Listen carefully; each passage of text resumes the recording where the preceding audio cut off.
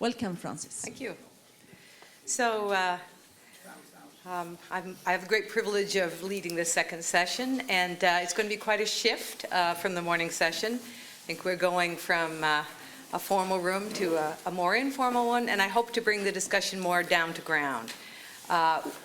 We have a quote up there from C.S. Halling, who's one of the people who invented or discovered resilient properties and systems, that the challenges now facing adaptive ways of dealing with novelty and uncertainty are not scientific or methodological, but institutional, organizational, behavioral, and political.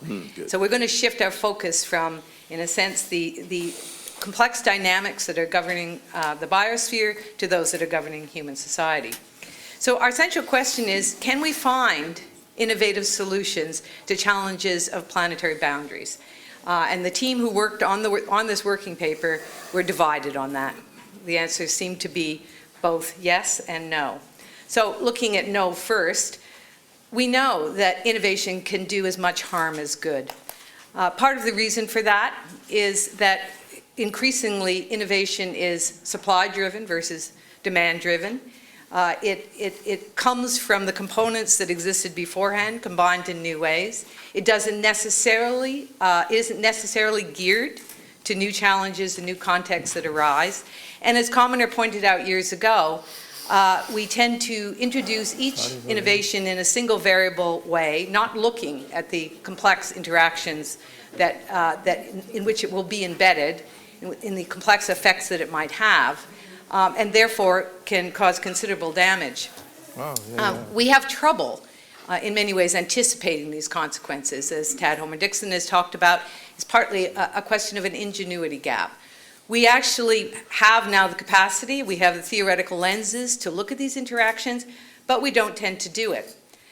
So for example, the recent interest in biofuels, biomass technology, which many people are putting, and countries are putting great faith in, can in fact, in some scenarios, be linked to a decrease in food security, biodiversity, and human rights. It could be $1 trillion industry. Biomass can be grown on any kind of land. We can certainly imagine a situation where the most cost-effective solution is to take degraded land in the developing world and in fact to increase the inequity and the gap between the rich and the poor through doing that process, if not in fact pushing the food security issue into an absolute crisis. Based on that possible scenario, some think tanks such as the Aceta Group are calling for a legally binding international treaty for the evaluation of new technologies. This would allow governments and affected people to debate technologies before they're introduced, as opposed to simply trying to clean them up after the fact. You know, another reason for caution is that under our current system and our current institutions, we're not encouraging or rewarding the private sector, which is our main engine of innovation, to actually innovate for sustainability. This rather famous management article called The Folly of Rewarding A While Hoping for B, it plays itself out over and over again in our dialogues about corporate social responsibility, our calls for big corporations to be more sensitive to environmental issues, while at the same time, in fact, rewarding them for growth, for profitability, and expecting them to invest in innovation when there isn't any clear rewards on the other side of that or no particular sanctions for not doing so. So we need to actually switch what we're expecting of the private sector. We need to begin to change the context to make so that it makes more sense for them to innovate in areas of sustainable energy, et cetera. And we have some examples of that. If not, we're going to continue on, hoping for something which isn't likely to happen.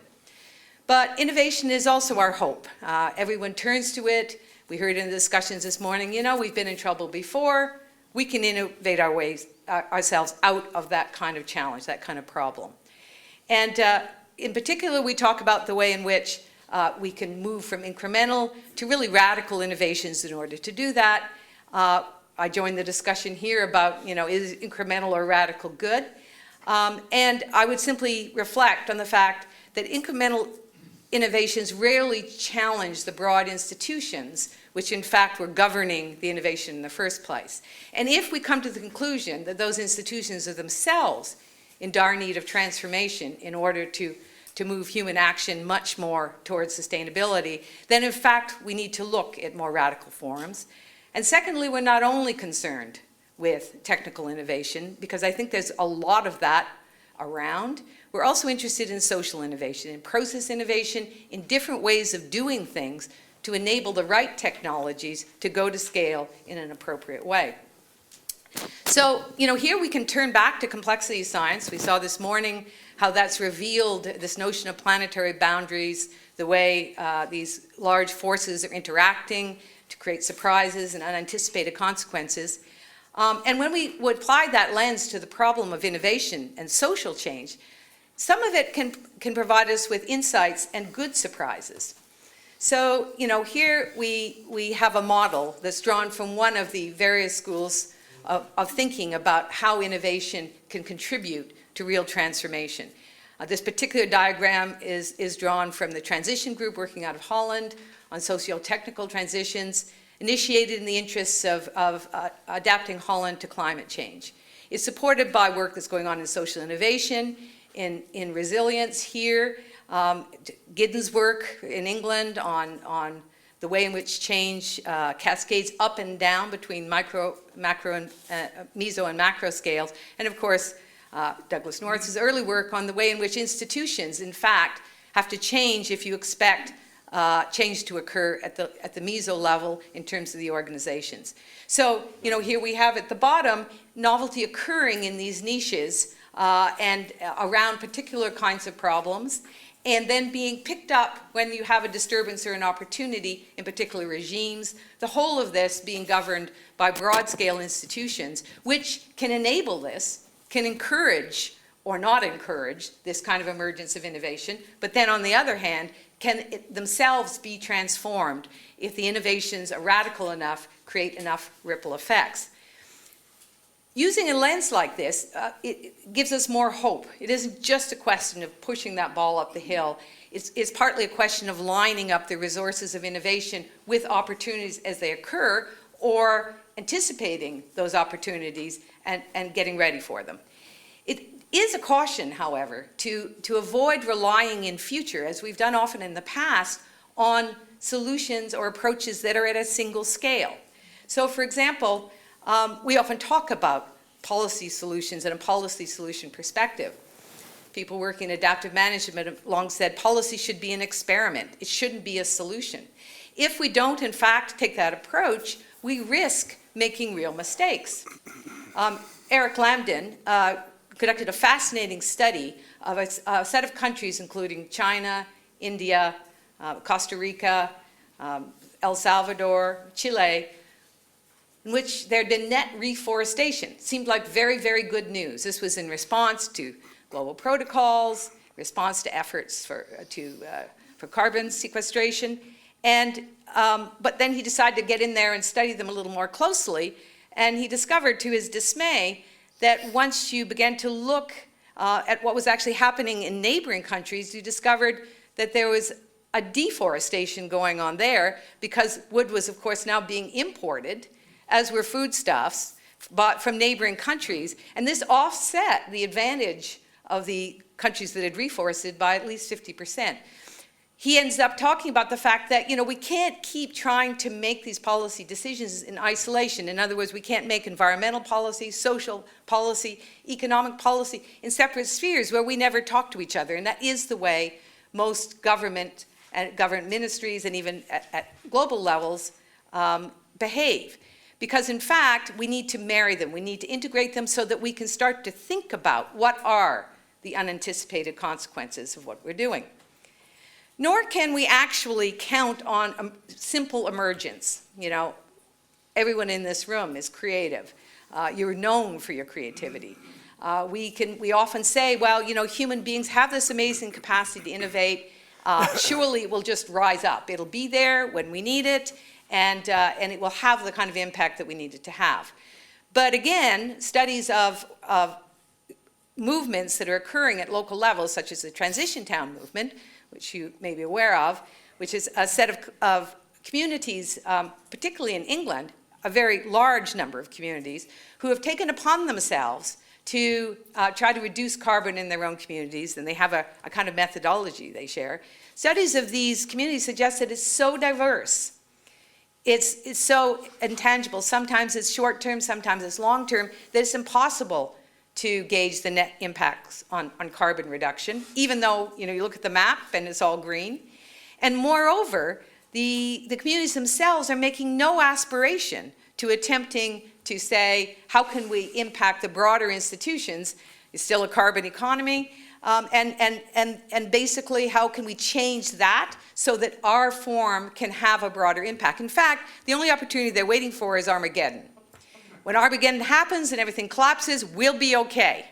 We've made our own lifeboat. We'll take care of our own. We don't need to be on the grid. This kind of thinking, which is often at the heart of what we think of as a kind of a mass localism, isn't actually going to create the institutional change that we need. So ultimately, the group working on this paper said, well, complexity theory and our own research indicates that we need to connect the two. We need to be in a constant discourse between managing up and managing down, capturing innovation as it emerges, creating opportunities for it to scale up. And we have some very good examples of when that's happened. And first, I want to speak to you briefly about is a transformation in governance in the Chilean marine coastal fisheries. And this process was triggered by declining resources in fisheries, particularly the loco that's illustrated there.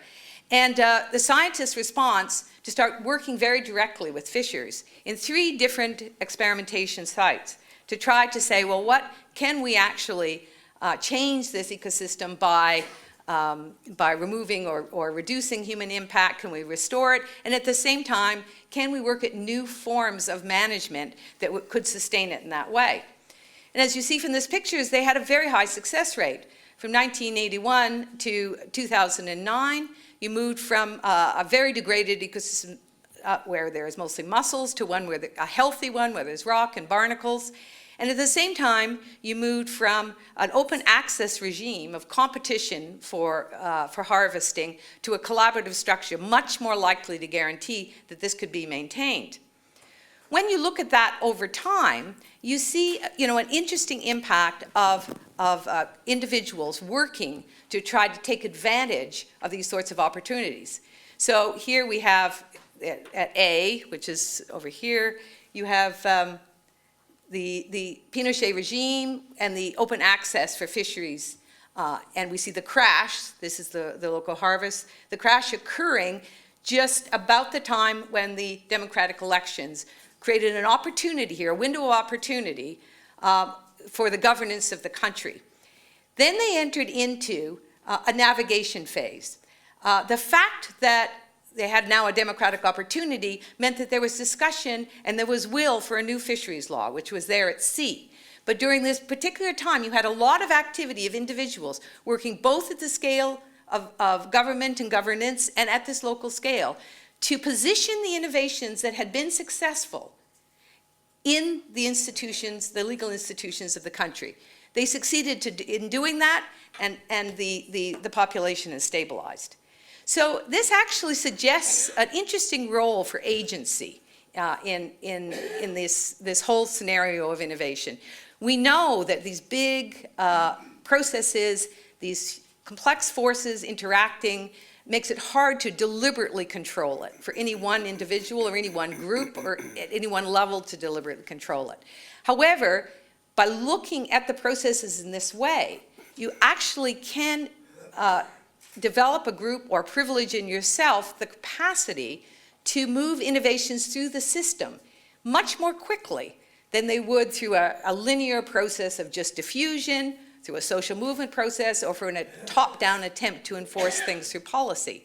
So we have institutional windows of opportunity, we have social entrepreneurs, scientists, and others inventing new ways of doing things, and then we have these actor nets and institutional entrepreneurs that are actually moving, connecting the two, foreseeing the opportunity, privileging the innovation, attempting to place that innovation in the broader context, and to get it actually enshrined in a new institutional change. Another example, just briefly, is one from the west coast of Canada called the Great Bear Rainforest, where a huge chunk of land on BC's west coast, which contained many endangered species and some of the last pristine wilderness in North America, was protected in a groundbreaking agreement where millions of acres were protected, but that wasn't all. At the same time, money was put to a conservation economy, which helped to build up the native communities along the coast and to subsidize the forest workers who are being laid off by these shifts. And when you look over time at that particular innovation, you see these institutional entrepreneurs working at multiple scales simultaneously. They weren't the same necessarily. They were networks of actors, but you had, during the preparation phase, you had Greenpeace working at an international level on marketing campaigns to reduce the purchase of old-growth forest products. They were very successful in that. You had support groups working with First Nations to take on land claims with the Canadian government. They were also very successful at that. And all that shifted the market in such a way that the government and forestry companies, who'd been very resistant to these appeals for many years, were prepared to come to the table. Once they came to the table, these institutional entrepreneurs who were there and working at that very micro level switched gears to try to change the confrontational and very aggravated relationships into ones of cooperation. It's a fascinating story. The work of trying to build trust, to broker solutions, and then ultimately to secure the resources for the agreements that came into place. A very good news story. And there's many of these that we can see. They're not really operating at micro scales, they're operating at regional scales. And so they offer some hope for actually directing the kind of innovation we want into the kind of institutional ranges we'd like to see. So in some of these institutional entrepreneurs, going back to the basins of attraction, if we treat the yellow ball as a shadow niche or an innovation niche, a different way of doing things, it starts out as fairly shallow, dominant institutional structures fairly resilient, but over time they both work at kind of nibbling away at the resilience of the dominant system and at enlarging and deepening the capacity of the innovation niche, securing it with resources, building other supporters, elaborating it, till eventually the barrier goes down and the resources of the broader institution, the dominant regime, can actually flow into transforming, into creating a new regime. So I want to turn to one last final issue before I close, which is we are scientific and technological revolutionaries. Everyone in this room understands creativity, but we're institutional and political conservatives. And we have a real need to draw our creativity to transform our institutions and our interactions. One of the things that gives me hope about that is that at this current time, and many of you have participated in these kinds of initiatives, there are promising approaches in design labs. They call them design labs springing up around the world. One prominent example is the Mine Lab in Denmark, which was created in 2002 to engage government ministries, citizens, and businesses in creating new solutions to wicked problems. It was actually a physical space. It looks like a creative design studio, and it's right in the government buildings in Copenhagen. And so people come in to work on problems there. It's completely different from their normal life. And it uses what we know about process design and about the kinds of practices that make for really good breakthrough thinking, for really creative thinking, to help, in this case, government ministers who were unused to working together, they were working in their silos, to work with business CEOs also unused to working together with government, not only just to have a conversation, to meet, to overcome suspicion, but in fact to come up with breakthrough solutions. One example very pertinent to this meeting is their effort to find a balance between CO2 reduction and business growth in 2007 before the Copenhagen climate meetings. We can have different feelings about how those climate meetings went, but the Danish strategy has stood the test of time and is still one of the more innovative ones at a national level. So ultimately what these design labs are getting at is a different way of thinking about knowledge creation. Effective decision making is quality, and that's the quality thinking, times the acceptance of it. So our quality, our brilliance about scientific insights may be very great, but if no one accepts it, it's worth almost nothing. the opposite is also true. You get something that's an enthusiasm that has no rigor in it, it's also worth nothing.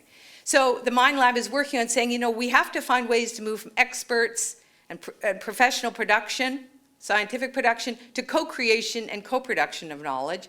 And this really means a kind of citizen involvement in co-creation workshops, in crowdsourcing that allows them to have a hand in creating the future, and a way to marry good research, qualitative and quantitative, to that process. Scientists, in many ways, becoming a servant to the process as opposed to the master.